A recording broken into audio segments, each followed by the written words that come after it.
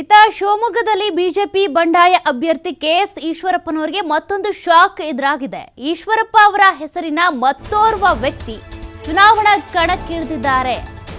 DS Eshwarappa ಎಂಬ ಹೆಸರಿನ ವ್ಯಕ್ತಿ ಚುನಾವಣಾ ಅಖಾಡದಲ್ಲಿದ್ದಾರೆ. ಈಗ ಕೆಎಸ್ ಈಶ್ವರಪ್ಪ ಮಾಜಿ ಸಚಿವರು, ಬಂಡಾಯ ಎದ್ದಿರುವಂತಹ ಅಭ್ಯರ್ಥಿ. ಬಿಜೆಪಿಯಲ್ಲಿ ಇಲ್ಲಿವರೆಗೂ ಇದ್ದವರು ಈಗ ಬಂಡಾಯ ಎದ್ದು ಚುನಾವಣಾ ಅಖಾಡದಲ್ಲಿದ್ದಾರೆ. ಆದರೆ ಅದೇ ಹೆಸರಿನ ಡಿಎಸ್ ಈಶ್ವರಪ್ಪ ಅನ್ನುವಂಥ ಹೆಸರಿನ ವ್ಯಕ್ತಿ ಚುನಾವಣಾ ಕಣಕ್ಕೆ ಇಳಿದಿದ್ದಾರೆ.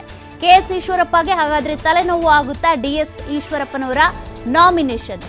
ಈ ವ್ಯಕ್ತಿ 27 ಲಕ್ಷ ಆಸ್ತಿಯನ್ನ ಹೊಂದಿದ್ದಾರೆ. ಡಿಎಸ್ ಈಶ್ವರಪ್ಪ ಬಿಜೆಪಿ ಬಂಡಾಯ ಅಭ್ಯರ್ಥಿ ಕೆಎಸ್ ಈಶ್ವರಪ್ಪಗೆ ಇದು ಒಂದು ರೀತಿಯ ಶಾಕ್. ಈಗ ಈಶ್ವರಪ್ಪ ಹೆಸರಿನ ಮತ್ತೋರ್ವ ವ್ಯಕ್ತಿ ಕಣಕ್ಕೆ ಇಳಿದಿರೋದ್ರಿಂದ ಜನರಿಗೆ ಒಂದು ರೀತಿ ಕನ್ಫ್ಯೂಸ್ ಮಾಡುವಂತ ತಂತ್ರನ ಇದು ಅಂತ.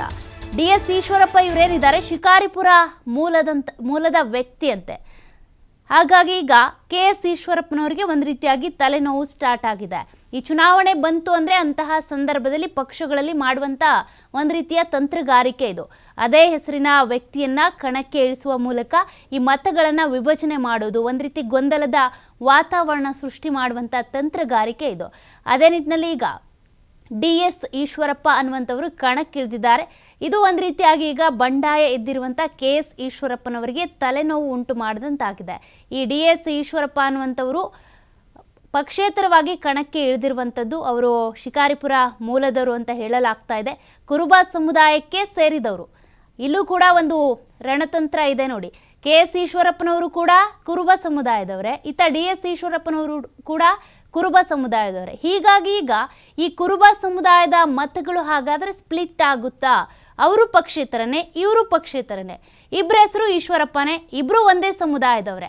ಹಾಗಾಗಿ ಮತದಾನ ಮಾಡುವಂಥ ಸಂದರ್ಭದಲ್ಲಿ ಮತದಾರರಿಗೂ ಕನ್ಫ್ಯೂಸ್ ಆಗ್ಬೋದು. ಅದೇ ರೀತಿಯಾಗಿ ವೋಟ್ಗಳು ಕೂಡ ವಿಭಜನೆ ಆಗುವಂಥ ಸಾಧ್ಯತೆ ಇರುತ್ತೆ.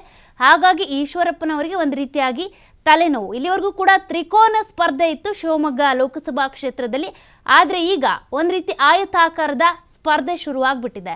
ಅಂದರೆ ಕಾಂಗ್ರೆಸ್ಸು ಬಿಜೆಪಿ ಪಕ್ಷೇತರರಾಗಿ ಇಬ್ರು, ಅಂದರೆ ಕೆಎಸ್ ಈಶ್ವರಪ್ಪ, ಡಿಎಸ್ ಈಶ್ವರಪ್ಪ, ಕಾಂಗ್ರೆಸ್ನಿಂದ ಗೀತಾ ಶಿವರಾಜ್ ಕುಮಾರ್, ಬಿಜೆಪಿಯಿಂದ ಸಂಸದ BY ರಾಘವೇಂದ್ರ. ಸ್ಪರ್ಧಾ ಅಖಾಡ ಏನಿದೆ ಒಂದು ರೀತಿಯಾಗಿ ಜಟಾಪಟಿಯಾಗಿದೆ ಪೈಪೋಟಿ ಕೊಡೋದಕ್ಕೆ ಅಂತ. ಈ ತ್ರಿಕೋನ ಸ್ಪರ್ಧೆಯಲ್ಲೂ ಪೈಪೋಟಿ ಕೊಡೋದಕ್ಕೆ ಅಂತ ಡಿಎಸ್ ಈಶ್ವರಪ್ಪನವರು ಕಣಕ್ಕಿಳಿದಿದ್ದಾರೆ. ಮತಗಳು ಹೇಗೆ ಸ್ಪ್ಲಿಟ್ ಆಗುತ್ತೆ, ಮತದಾನ ಹೇಗೆ ನಡೆಯುತ್ತೆ, ಮತದಾರರ ಚಿತ್ತ ಯಾರ ಕಡೆ ಇರುತ್ತೆ ಎಲ್ಲದನ್ನೂ ಕೂಡ ಕಾದು ನೋಡಬೇಕಾಗುತ್ತೆ.